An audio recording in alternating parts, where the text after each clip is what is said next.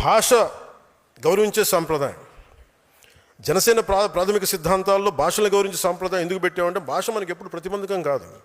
మహాత్మా గాంధీ గారు ఏ భాష మాట్లాడా మనం ఎప్పుడైనా అడిగామా? ఎందుకంటే ఈ దేశం భాషలతో విడిపోయేది కాదు, భావాలతో కలిసేది. మన భాష కాని వారిని మనం దేవుళ్ళ ఆరాధిస్తాం. జీసస్ క్రైస్ట్ అని తెలుగు వ్యక్తి కాదు, మహమ్మద్ ప్రవక్త తెలుగు కాదు. వారి భావజాలాన్ని గౌరవిస్తాం. అరబిక్ మాట్లాడే సంస్కృతి నుంచి వచ్చిన ఆలోచనల్ని ప్రపంచం మొత్తం స్వీకరించింది. ఎందుకంటే భాష కంటే భావం గొప్పది. ఈ దేశంలో జాతీయ నాయకులను కూడా మన భాషతో కొలవలేము. జాతీయ గీతం జనగణమన తెలుగులో లేదు, బెంగాలీలో ఉంది.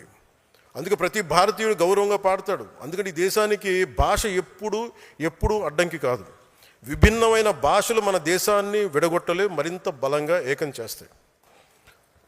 యువత మన మధ్య చిన్న స్పర్ధలు పెట్టి భాషలతోటి మనల్ని విడగొట్టాలని చూస్తారు. అది మీరు కూడా చాలా జాగ్రత్తగా గమనించాలి. తెలంగాణ యాస మీద కూడా చిన్నపాటి ఇబ్బంది ఉన్నప్పుడు అది నేను సినిమాలో చెప్తా ఉండేవాడిని. అందుకని తెలంగాణ యాసని మాండలిక నా సినిమాలో పెట్టాను. ఎందుకంటే నాకు అంత ఇష్టం అని చెప్పడానికి, మన భాషా యాసల మీద గౌరవంతో. ఈ మధ్య కేవలం ఒక భాషే కాదు, యాస కూడా ఒక రాజకీయ అంశంగా మారిపోయింది. ఒకటే భాష అయినా మాండలికాలు వేరుగా ఉంటే ప్రతి 30 కిలోమీటర్ల యాస మారిపోద్ది, ప్రతి 50 కిలోమీటర్ల సంస్కృతి మారిపోద్ది. హిందీ నుంచి తమిళం వరకు ప్రతి భాషలో ఉంది ఇలాంటి. తమిళనాడులో మధురై యాస వేరుగా ఉంటుంది, చెన్నైలో వేరే ఉంటుంది. అందుకని దాదాపు దేశంలో 1500 పైగా భాషలు ఉన్నాయి. 22 షెడ్యూల్ భాషలు ఉన్నాయి. ప్రతి భాషకి యాసకి ఒక అందం ఉంటుంది, ఒక నుడికారం ఉంటుంది, ఒక ప్రత్యేకమైన పద సంపద ఉంటుంది. ప్రతి ప్రాంతం తమ సంస్కృతి నుంచి పుట్టిన మాటలే తమ జీవన విధానాన్ని తెలియజేస్తాయి. అందుకని భిన్నత్వంలో ఏకత్వం. అందుకని మహాత్మా గాంధీ గారిని చూసినప్పుడు ఇందాక చెప్పినట్టు ఆయన ఏ భాష అన్నాను, ఆయన భావం ఏం చెప్పారని అడుగుతాం. మన భాషలో అర్థం చేసుకుంటాం. మెకాలే మనకి ఇంగ్లీష్ నేర్పించాడు, సంతోషం. కానీ నేను నా మూలాలను మర్చిపోవాలి, ఇంగ్లీష్ చదువుకుంటా.